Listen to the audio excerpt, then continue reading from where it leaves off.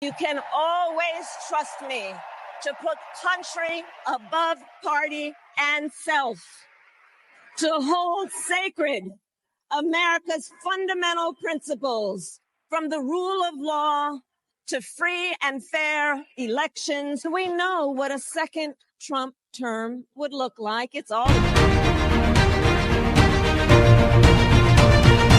Welcome back, Warriors. It's me, Linda B. Thank you all so much for joining me here today. Today, I've got some more Lawrence B. Jones of Fox, and he's calling out those Democrats for their blatant lies. Before we get into it, don't forget, like, comment, share, subscribe, hit that notification bell. Now, let's get into it. Is over, right, Lawrence? I mean, if you stayed up to watch, which I have every single night, and you wake up early, I know you because you've been there covering it and interviewing people all day long before the convention at night and working the morning show. But all these, they're all just scripted reads. You know, they're just reading from the teleprompter. Yeah, they're powerful speeches, but it's just telling their story. And then here we go, slamming President Trump. The whole convention was slamming President Trump. It was more about, we hate him so much. We hope you hate him more than you hate our radical record. Yeah, we're going to go through the record a little later on in the program. But guys, I know there's been some people that say that it was a great speech. This was great for Kamala, but I didn't think so. Especially when you set the bar so high for two of the most popular people in the Democratic Party, in Barack Obama and Michelle Obama. Did this speech, reach that metric of inspiration? I don't think so. And I guess the part that I just cannot disconnect from this convention, and I understand spin. Both political parties, they do spin. They try to, push things in their favor. But there are just blatant lies that the Democratic Party is putting out there to the American people, to depress the vote, to change the vote, that I think needs to be called out. And I just wish more people in the media would call out the consistent lies from this party, guys. Right. You're not criticizing Will Cain, are you? No, not Will. Thank you for that clarification. Yeah, I just want to make sure. I sense some was tension. wondering too. I was like, the reason that the media won't call out the blatant lies is because the Democrats own the media. They're over Hollywood, the music industry. They're over things, the public school system. I don't think people realize that, so that they can control the narrative. Even when you come to these like fact check organizations, the DMs own that too, as well as Google, and they're over those tech companies to control the narrative. So even when you Google something, you see something that makes the Democrats look good. They've been doing this for decades. They're not new at this. They are not new. So remember, they control everything so they can control the narrative. So when they spin or take out of context something Donald Trump says, and then you look at the PolitiFact, Snopes, or factcheck.org, and it makes Donald Trump look bad, and you're a person that doesn't know that the Democrats are over all this stuff, then you think, well, the Democrats are the good guys. But that's not the truth. They are spewing. He's going to go over these lies. These lies are so blatant. And it must be that the Democrats the voters, I'm talking about the voters, don't look and check to see if they're being lied to. Why don't y'all check and see if you're being lied to? Lawrence is coming in hot. Really hot on Will. No, but Lawrence is right. And I think we began that process yesterday. We had Donald Trump on Fox and Friends.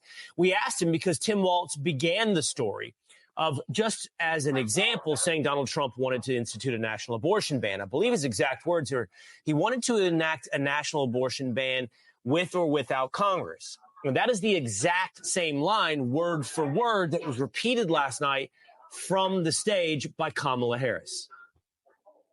You can always trust me to put country above party and self, to hold sacred America's fundamental principles, from the rule of law to free and fair elections. We know what a second Trump term would look like. It's all laid out in Project 2025, written by his closest advisors. And its sum total is to pull our country back to the past. We are not going back to when Donald Trump tried to cut Social Security and Medicare. As a part of his agenda, he and his allies would limit access to birth control, ban medication abortion, and enact a nationwide abortion ban with or without Congress. It's so Right. crazy. Yeah, it is. So the thing is that Donald Trump has done a lot over 4 years. He's been running for president 3 times now, and he talks almost every day to any outlet, including small local outlets. Why make things up? Why say that Donald Trump's looking to jail his opponents? It's actually what you guys are trying to do. Why come out and say he's going to use the National Guard on his own citizens? He offered the National Guard during total civil unrest during the George Floyd riots and some other opportunities. So why make stuff up about Project 2025? I have news for you. If people work for you and go get another job, it doesn't mean they're still working for you. Yes, there are some people at the Heritage Foundation, I think it's the biggest think tank in Washington, that leave Republican administrations and go work there. It doesn't mean they're still working for Donald Trump. Listen. They know I have nothing to do with it. I had no idea what it was. A group of people got together. They drew up some conservative values, very conservative values. And in some case, perhaps they went over the line. Perhaps they didn't. I have no idea what Project 25 is. I'm for exceptions for rape, incest, and the life of the mother. I'm for exceptions. Most people are for exceptions. You have to follow your heart. But it's being voted on, and an issue that's ripped our country apart for 50 years is being solved at the voting booth, and states are voting in what they want. They say in the committee, I want a federal ban. I would never, they know I've said it, there will not be a federal ban. Well, this has been fact-checked. This is a lie. This is a hoax, but it's a lie over and over that it's being They're not repeated. stopping. They do not care about the fact check. By the way, the Donald Trump campaign for president has also laid out his policy on Social Security and Medicare. We have seen his actual policies. We do not know, outside of some increases in capital gains tax, for example, or... See, this is what Kamala Harris, as well as others, because Michelle Obama got up there and lied, Barack Obama, Biden would get up there and lie, and anybody that's a demon rat or a rhino would get up there and lie and say that Donald Trump is part of Project 2025. He is not, okay? He is Agenda 47. And even if he were for Project 2025, I read some of it. It doesn't sound so bad to me. I just had a question about the draft part of it. But Donald Trump is Agenda 47. Always was, always has been, since he decided to run for presidency again. He also said right here, fight for and protect Social Security and Medicare with no cuts, including no changes to the retirement age. And they get up there and just lie. They better be glad that God is merciful, because them jokers would have gotten struck by lightning if it was up to me. Just like that. You lied. You don't be lying. You know what I'm saying? Whoa. price controls, what Kamala's actual policies might be to, I guess, fix the economy she's been in charge of, at least in a partnership for the past 3.5 years. His website, even though the Democrats are on stage saying he wants to cut it, he wants to cut your Medicare, he wants to cut your Social Security. In fact, he's saying the check that you get from Social Security that you've already paid into and you've already been taxed for once, I'm not going to tax you on that. No tax on tips and no tax on Social Security. And it's interesting to hear all of the media afterwards just praising the DNC and praising Kamala Harris when they wanted to replace her a few months ago. Remember the media headlines? New York Times said the vice president is still struggling to make the case for herself. They also reported tensions between the White House and her office. Her staff members were saying the environment in her office was dysfunctional and abusive. But you're not hearing that this morning. Elizabeth Warren, Lawrence, I'll let you weigh in. Go ahead. No. Go ahead, Brian. I guess what I was going to say. Go ahead. Have they learned nothing? Yep. Have they learned nothing from the scandal with Joe Biden and concealing his mental decline for all of these years, all the stories that they got on background from cabinet members, people that were in the room with him, and then it blows up in your face? What's going to happen with her?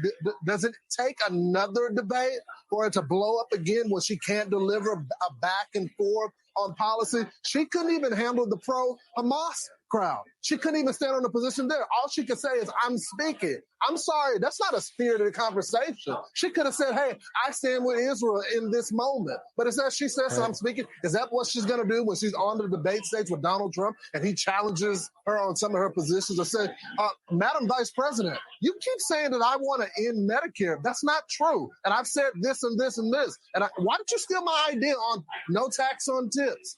I mean, I just don't understand why they keep letting her get away with it. Yeah, we'll see, because it's only been one voice, her voice, and the Democratic voice. The honeymoon's over starting today. It's because we have 74 days left.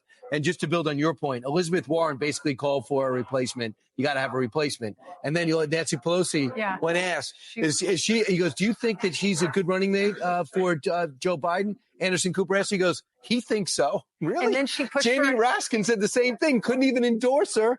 And then Andrea Mitchell basically, came out there, who's an icon on the MSNBC platform. So this is, we know that Joe Biden's failing. You won't admit it. That's why you kicked him out. And we know you were not for Kamala Harris 3 weeks ago, and you won't admit it. But Trump also says something else. He also says, do you realize you actually have the job now? Well, the biggest reaction is, why didn't she do the things that she's complaining about? All of these things that she talked about, we're going to do this, we're going to do that, we're going to do everything, but she didn't do any of it. She could have done it 3.5 years ago. She could do it tonight by leaving the auditorium and going to Washington, D.C. and closing the border. You know, I want to address a couple of things you've said, Lawrence. I think that I humbly disagree with a couple of things that you've said this morning. First, I would say this. Yes, it is going to take Donald Trump out on a debate stage to call out these inconsistencies. It will not be done in the press, and I know we agree on that. And it will be gotten away with from the stage of the Democratic National Convention.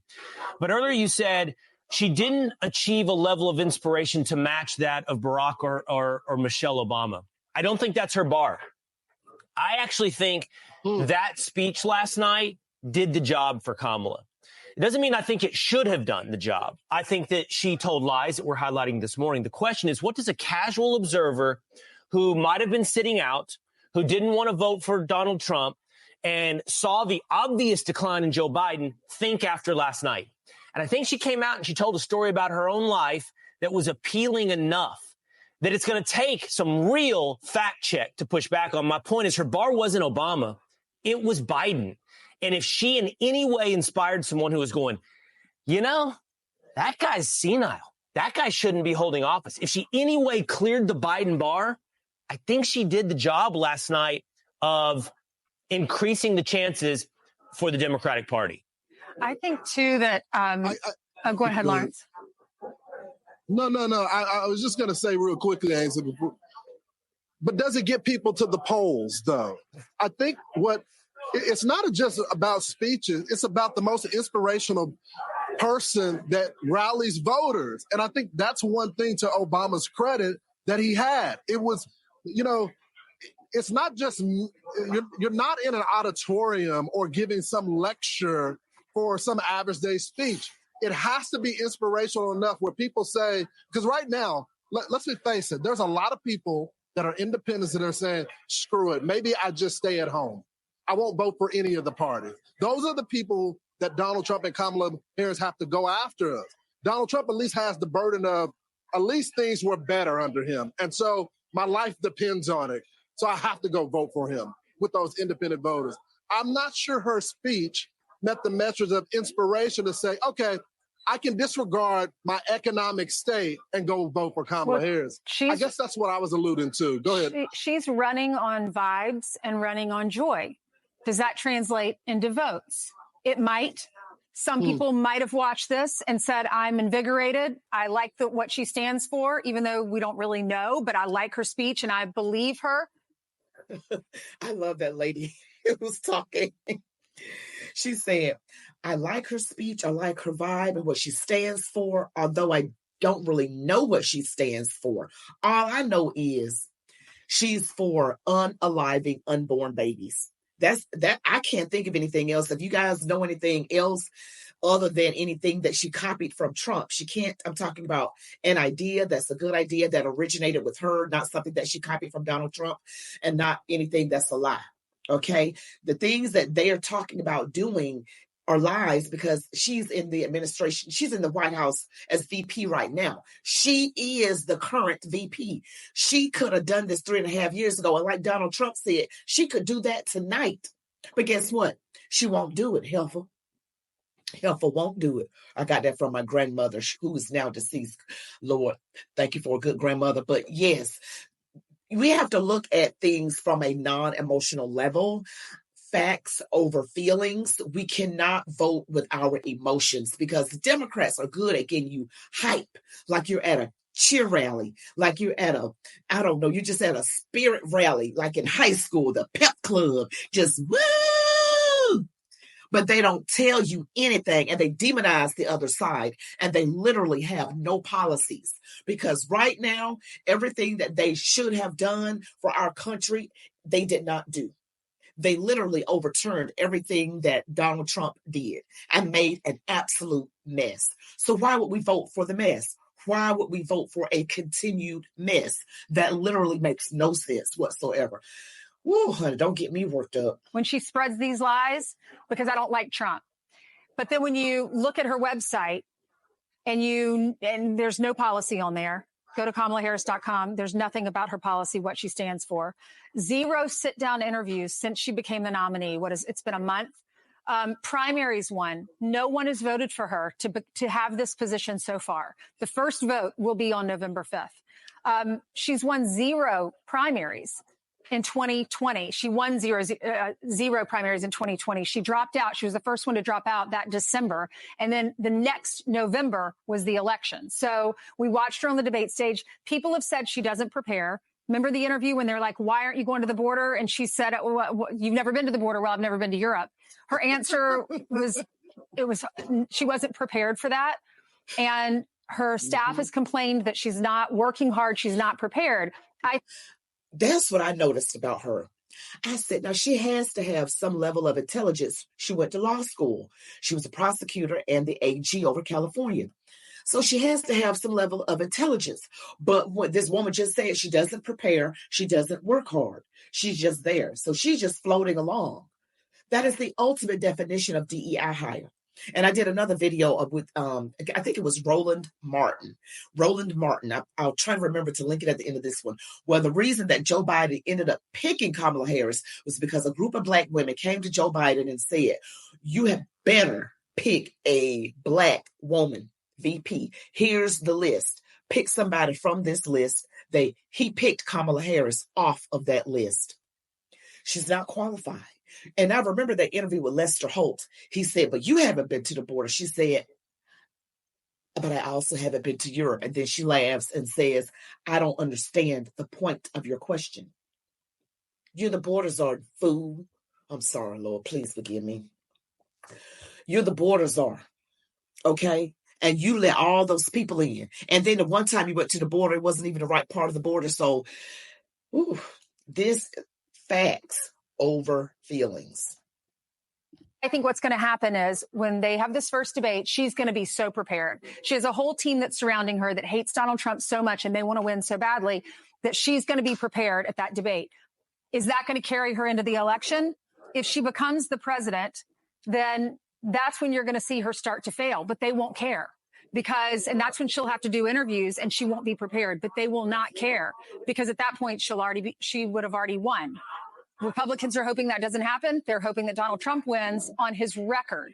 Compare his record to her record. We know what her record is. 0 fracking. If you live in Pennsylvania, that's a problem. Open borders. That's a problem for every single state. We're not going to make them illegals. This is not a crime for them to cross our border. Sanctuary cities. High taxes. Her corporate tax rate from 21 to 28%. Raise the top income tax rate at the federal level from 37% to 39.6%. This is going to hurt companies. Highest tax bracket are people who own these big corporations and companies and hire a bunch of people. Right. Meanwhile, Peter Doocy found his way into the bowels of the United Center and found the vice president and her husband, Doug Emhoff, right before she got on stage. Listen. Madam Vice President, Hi. congratulations. Are you ready for your Fox News interview? I'm working for it. So, I mean, they knew each other for when she was senator. So that was nice of her to give those few words. But she did promise. You think she'll do it? You think she'll do a Fox News interview? Well, I don't think it'll be a first. And I don't think it'll be ever, the more I think about it. But she said she'll do an interview The before more I think about it in those 30 seconds. Right, 2 seconds. Yeah. But she's going to do an interview before the end of the month. So that's next week. It'll be friendly. And I'm a little bit surprised they'll do it. Look, the thing that I'm voicing to you, Lawrence, and that I think Ainsley built upon is I'm afraid there are a lot of people out there that will vote on joy and vibes. And they should not. And they will even vote against their own interest. Mm-hmm. They will vote against inflation hurting their own pocketbook. And it is inexplicable. And they leaned into it. And you can lean into it from a stage. You can't lean into it in an interview. You can't lean into it during a debate. And you actually can't lean into it when you're interacting one-on-one with voters. I'm going to risk losing Ainsley, but you hope there's nothing better, I heard, than going to a pep rally before a Notre Dame football game. The whole crowd goes crazy. The whole school is there. And then you alumni's there. And they got to go out, put the eye black on, and they got to play. So there we have it. A woman who hasn't had a formal interview in 33 days, and she wasn't primaried in. Remember, you're supposed to vote in a primary for your person that you want to be the nominee. She wasn't primary. 0 primaries won. She's never won a primary. Never. And I thought that, the Demon Rats were going to select M.O., Michelle Obama, for their nominee, and they ended up not doing that. I'm shocked. I'm actually glad that I was wrong, because it really would have been. I'm glad. I am so glad I was wrong, because remember, I told you in those interviews, I really think that Trump will have a harder time winning up against Michelle Obama. She's clearly Black. And some of you are like, why you keep calling her the wrong pronoun? Look, I'm not sold on that. I'm just saying I think she's like me, like a whale. I don't know. Well, I ain't going to say she like me now. I mean, I'm just going to say something, but I better be very, very nice and very, very careful. But all the blatant lies, there's so many blatant lies. We have to think about, we cannot live off of a good vibe or a pep talk or like this rally, the spirit rally vibe that she's got going. I mean, it does feel like a lot of excitement and energy. Nothing compared to the Obamas, who I did not vote for either time. And I'm glad to say I did not, even though I ended up voting for rhinos. But anyway, it's still not enough for people who are really good at thinking to say, well, my gas bill is high. My food is high. When I say gas bill, I mean like in your house, and then also putting it in your tank. It is high. The power bill, everything, the interest rates, the wars that are going on. This administration is awful. And the only thing the Democrats have is reproductive rights for women and demonizing the other side. That is literally all they have. And plus a few times that Kamala, that's my nickname for her, has plagiarized or copycatted things from Donald Trump. She's a copycat. Copycat Harris. I got a ton of things for you. Well, you guys tell me what you think about all those lies and how you think it's going to go. I did another interview on RFK Jr. dropping out and endorsing Trump.